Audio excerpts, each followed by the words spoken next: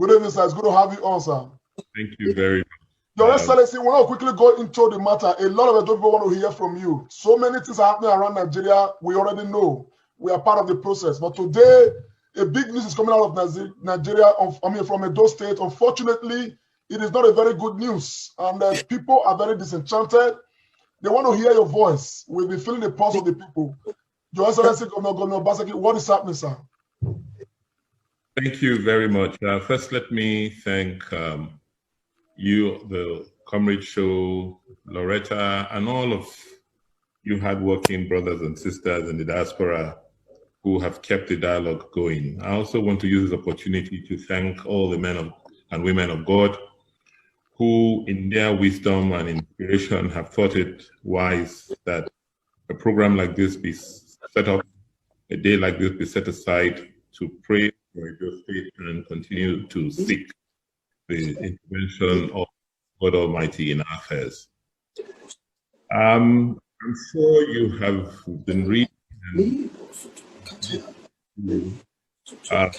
news clips from social media, developments in Nigeria since after the elections, which in all of you, there are elections where all of you worked very hard to ensure we all came out successful. We've been dealing with this End SARS protest. This is protest by an array of young people against police brutality and police brutality. These demonstrations have been on for a couple of weeks, and the more you hear reports of what had actually transpired in terms of the way the SARS arm, or the Special Anti-Robbery Squad, as they call them, SARS, have conducted themselves and conducted businesses and abused people and their human rights over the years.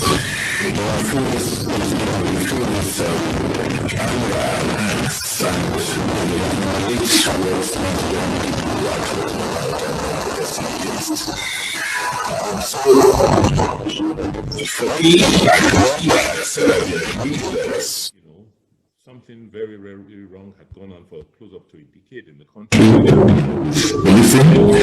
And therefore, the protests were calling, on the authorities to undertake fundamental reforms in the police as a whole, and also bring those people who have perpetrated these crimes to justice.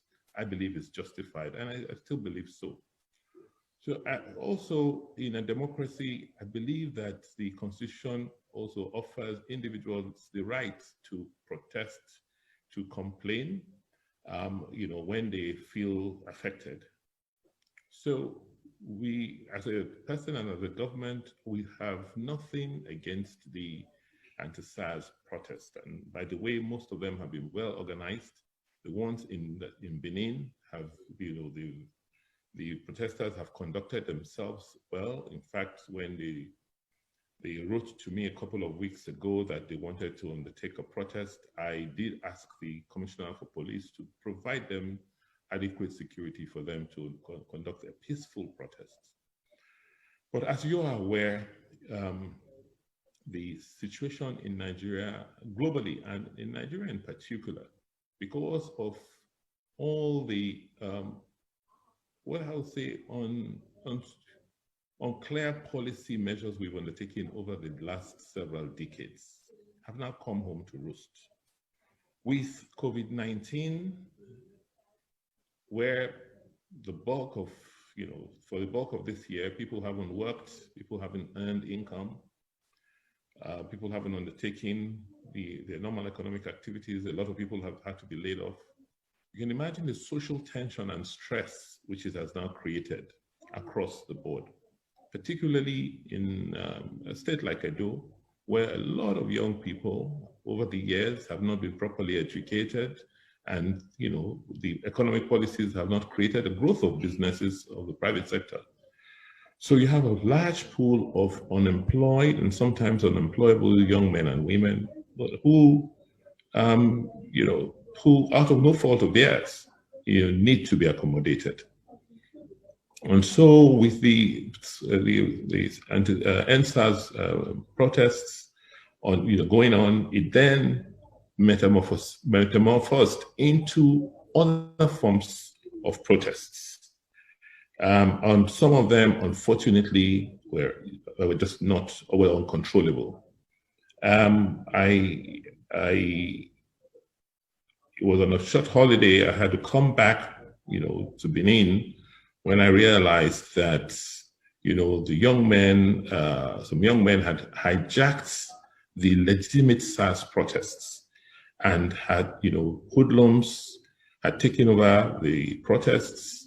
They started setting up barricades, illegal barricades, harassing individuals, and just generally tending to make the state ungovernable.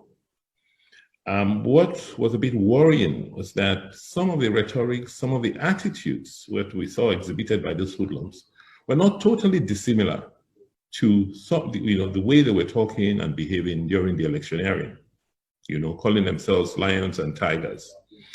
And so for us, it became an issue not of protest, but of law and order. And you will agree with me that if there's a breakdown of law and order, everybody suffers. And so we had to come in, I had to step in, imposed a 24-hour curfew in Edo State because things got out of control last Tuesday when these hoodlums went into Benin prison and the Oko prison and released inmates, several of them on death row, several of them having committed a lot of heinous crimes. So you can imagine the danger that had been unleashed on our state. We had no choice but to try and bring things under control. Flew in, went to see the Inspector General of Police, went to see the Chief of Defense Staff to get more federal support. And with the 24-hour curfew, we were able to bring things under control. If you see the images of what happened in those prisons, it was quite devastating. I mean, so what have we done since then? We've tried to bring things under control. The Inspector General sent a Deputy Inspector General to Benin to work with me. On Wednesday, along with all the service chiefs, undertook tours around the city. I mean, for those of you who know Benin City, it took me 1.5 hours from 30 Circular Junction to the bypass on Sakoba Road because it had been taken over. It was like another country. And it took the intervention of all the security chiefs to try and restore order in Benin City. By Thursday night, we were fairly comfortable with, the order that was, was coming in. I mean, we were seeing. And I then decided to lift the curfew so that people could go about their economic activities. It was approaching a weekend and we didn't want people to suffer that much. On Friday evening, Friday, the curfew was relaxed, and which was yesterday, and we thought things had was coming back to normal. But as at last night, we started seeing a regroup of these hoodlums. And by the way, it's just not restricted to Edo State or Benin City.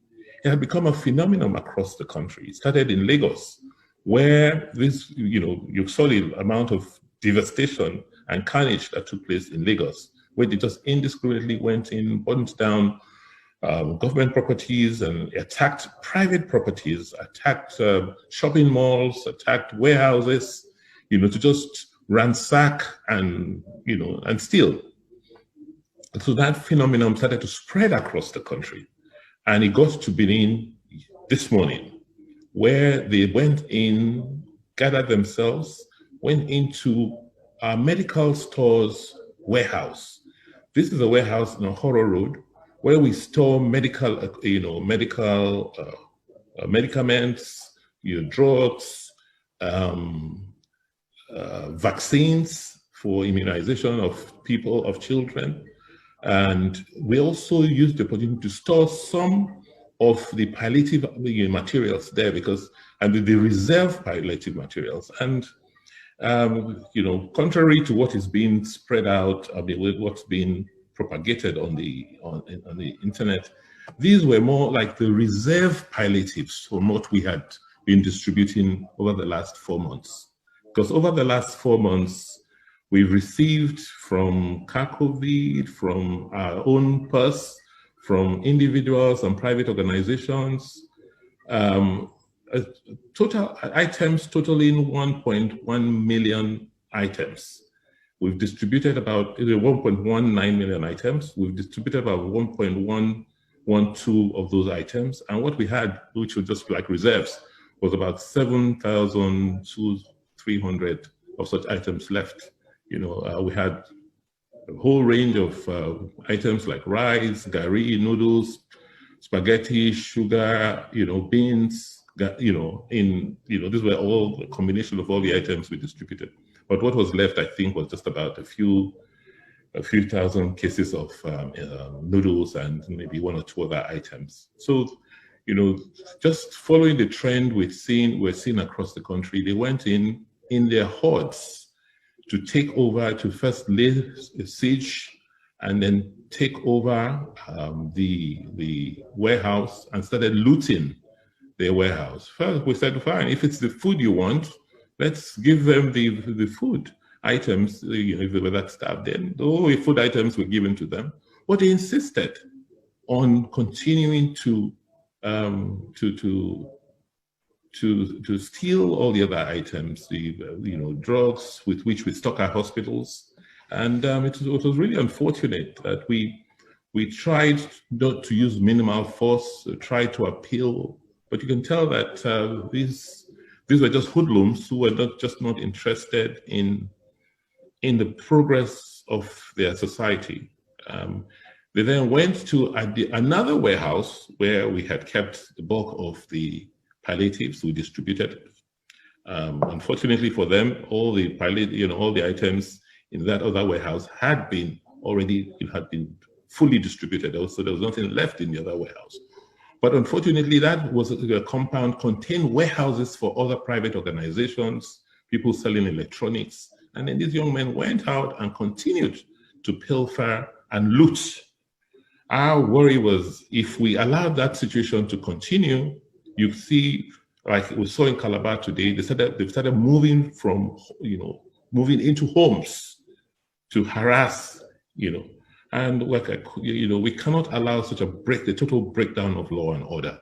And so this evening, I'm pleased to inform you that the security chiefs under my control undertook a counter-offensive. We were able to dispel the crowd. We've arrested quite a few of them. They're making useful statements as I speak to the police headquarters.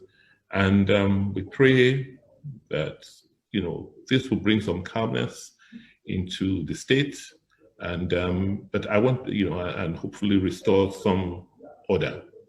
I want to tell you that first, it's a national phenomenon. It's not restricted to Edo, but that in the case of Edo, it took a very unfortunate turn because criminal elements.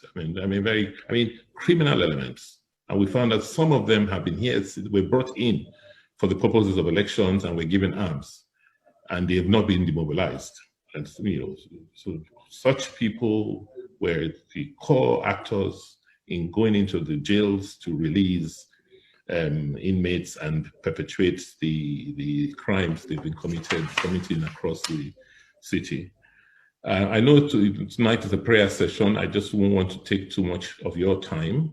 I spent about 10 or 12 minutes trying to explain, the immediate causes of immediate crisis situation at home.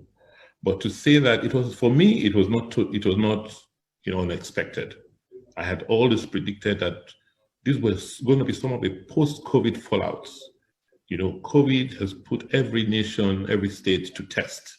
And for states that were already weak, for states where the state systems and institutions were faltering, they will receive, huge brunt of the fallout of COVID-19, and that's what we're seeing here.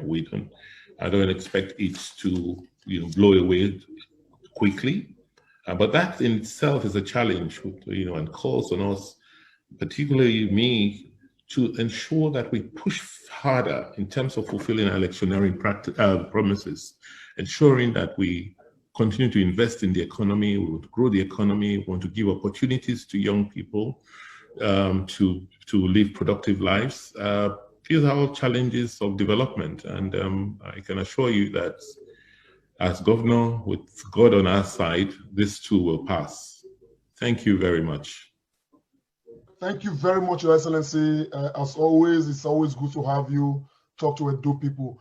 But just before you leave us, I just want to ask one last one, because the system right now is quite fragile as it is. Sir, do we still have in Edo State any other warehouse that has got palliatives that the Edo people need to know? And if there are, what are the plans of government going forward? We don't have any. Like I said to you, in terms of, we started distributing, purchasing and distributing palliatives. We as a state don't spend our own money since July, I think, June, July. And even all through, before the elections, through the elections, we distributed quite a lot. And as I said, out of 1,119,627 items, we only have about 7,000 left. And that was what was looted. Thank you very much, Your Excellency. Thank you so much. I am glad that I can tell you that we've got over 2,500 people right now watching us live on Facebook alone, and which means that this news is going to go far. It's important. This had to happen on this day. Immediately, this whole thing is happening, and His Excellency has come on to clear the air. For those who are making speculations, please, we want to appeal to you, particularly for the Edo youths at home. We want to appeal to you. Let us do our best to ensure that we keep the sanctity of our states. Let me also say that, you see, these, I won't say protests, these, the reactions you're seeing is a very, very carefully planned and orchestrated reaction to bring the government down.